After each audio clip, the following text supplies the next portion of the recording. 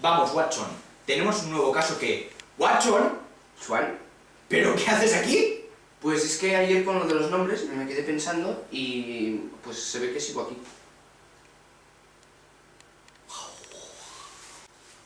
¡Ah! ¡Qué bien! Yo también pienso de vez en cuando. ¿Ah, sí? ¿Y qué piensas?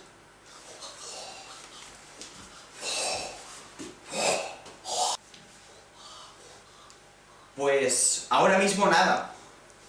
Pero el otro día estuve reflexionando sobre las fechas y no te puedes imaginar lo que he descubierto.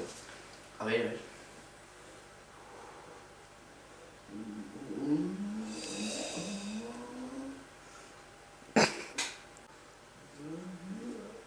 A ver, ¿has podido? No.